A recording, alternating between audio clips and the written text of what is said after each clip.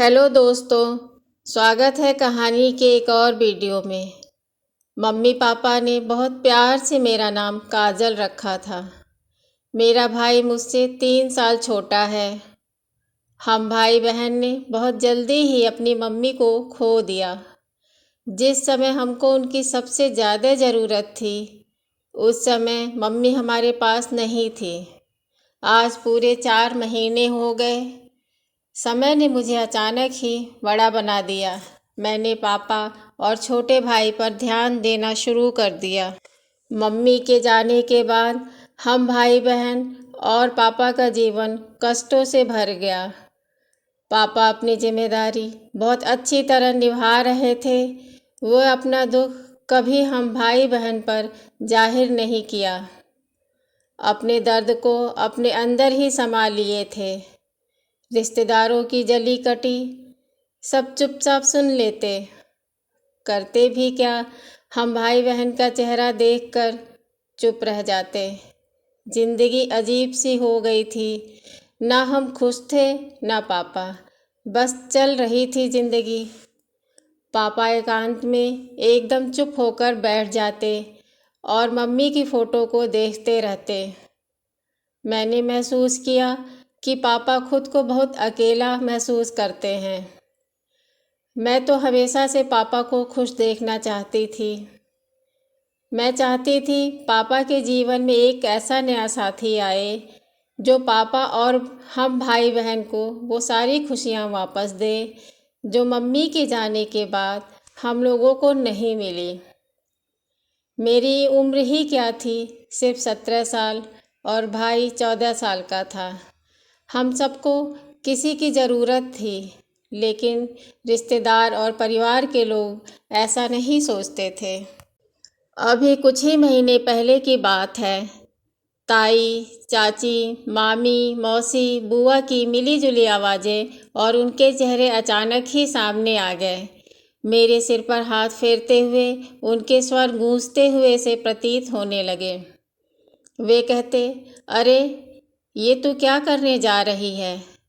अपने पापा को दोबारा शादी मत करने देना। पापा तेरे नहीं रहेंगे। अपने ही घर में पराई हो जाएगी। सब कुछ छिन जाएगा बेटा, तेरा प्यार कम हो जाएगा। हाँ कहते हुए बहुत डर सा लग रहा था, जैसे इस हाँ से मेरा सब छिन जाएगा।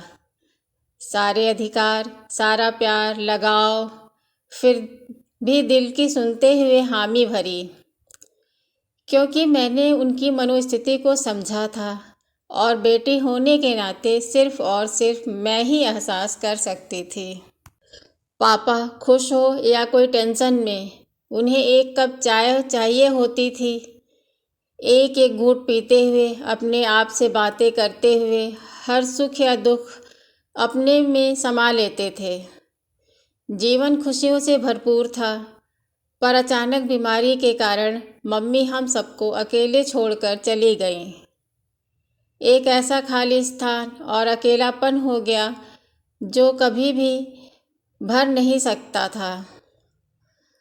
पीड़ा जो कम नहीं हो सकती थी, लेकिन ज़िंदगी तो हम सबको बितानी ही थी। पापा ने हम भाई बहनों की जिम्मेदारी लेते हुए मम्मी का भी प्यार देना शुरू कर दिया। उनकी यही कोशिश थी कि बच्चों को मम्मी की याद न आए। अकेले रहने में समस्या हो रही थी, तो हम लोगों को संयुक्त परिवार में रिश्तेदार के घर रहना पड़ा। तब पापा ने काम पर जाना शुरू किया।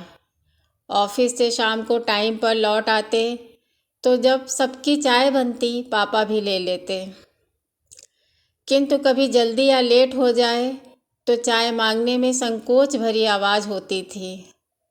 कभी ज़्यादा ही देर हो जाती तो चाय बनाने को कहने पर ताई जी या चाची उनकी इच्छा जानते हुए भी चाय न बनाने का बहाना खोज ही लेती थी और कहती, अब चाय का समय नहीं है, खाना ही खा लेना, वही आपके लिए ठीक रहेगा। मम्मी के जाने का दुख हमसे ज़्यादा तो उनको होता था। सुख दुख की और मन की बात समझने वाला साथी उनका कोई नहीं था। पर मुझे तो अपनी उम्र के अनुसार बस यही समझ आता था कि उनकी खुशी का एक ऐसा दिन कब आएगा जब बिना समय देखे, जब पापा का मन करे उनके मन माफिक एक कप चाय मिल जाए और मन की सारी बातें करते एक एक घूंट आराम से पीते जाएं। लेकिन समय बदल चुका था। हमें वहाँ रहते हुए 4 महीने हो चुके थे। ताई जी और चाची जी का व्यवहार दिन पर दिन खराब होता जा रहा था। पापा कुछ बोल नहीं पाते थे, उनकी भी मजबूरी थी। जब वो ऑफिस में होते तो उनको सुकून रहता कि हम भाई बहन घर पर सुरक्षित हैं। पापा की अब खुद की कोई फरमाइश नहीं रह गई थी। उनका ध्यान हम भाई बहन पर ज़्यादा रहता था। पापा अकेले में किसी और दुनिया में रहते थे। उनका यह अकेलापन और दर्द अब बर्दाश्त नहीं होता। मैंने सोचा कि पापा से बात करूं, लेकिन ताई जी और चाची जी से डरती थी। उन्होंने पापा की दूसरी शादी कराने से मुझे मना जो कर दिया था। कोई भी रिश्तेदार ये नहीं चाहता था कि पापा दोबारा शादी करें, लेकिन मुझे पापा का यह दुख अब और नहीं देखा जाता। फिर एक दिन मैंने हिम्मत करके पापा से बात की। मैं बोली, पापा आप दूसरी शादी कर लो, अब यहाँ और रहा नहीं जाता। नई मम्मी आने के बाद हम सब यहाँ से चले जाएंगे, फिर हम सब एक साथ अपने घर में रहेंगे। मेरी बात सुनकर पापा को बहुत अजीब लगा। वो मुझे समझाते हुए बोले, काजल बेटा, मैं हूँ ना तुम और तुम्हारे भाई का ध्यान रखने के लिए। इसके लिए दूसरी शादी करना ज़रूरी तो नहीं। मैं बोली, पर आपका ध्यान कौन रखेगा? पापा, हम सबको मम्मी की ज़रूरत है। आप रिश्तेदारों की चिंता मत करिए। एक बार आपकी दूसरी शादी हो जाएगी तो सबका मुंह बंद हो जाएगा। ये हम सब भविष्य का सवाल है। बहुत मुश्किल से पापा को राज़ी कर लिया। पापा के एक दोस्त ने हमारी बहुत मदद की। उन्होंने ही एक तलाकशुदा औरत से पापा की शादी करवाई, जो दिल की बहुत अच्छी है। उन्होंने हम भाई बहन और पापा तीनों को दिल से अपनाया। रिश्तेदारों ने तो हम लोगों से दूरी बना ली, लेकिन आज हम अपने घर में बहुत खुश हैं। यह सब पुरानी बातें सोचते हुए अचानक पापा की आवाज़ में से मैं वर्तमान में लौट आई। फिर मैंने देखा पापा ने बिना वक्त देखे ही मम्मी को आवाज़ लगाते हुए कहा, ज़रा एक कप चाय और देना। हाँ अभी लाई, बस 2 मिनट। एकाएक पापा को लॉन में बैठ चाय पीते हुए देख मन खुश हो उठा। एक एक घूंट जो वो चाय का पी रहे थे, देखकर बहुत सुकून महसूस हो रहा था। मैं अपने मन की खुशी शब्दों में बयां नहीं कर सकती।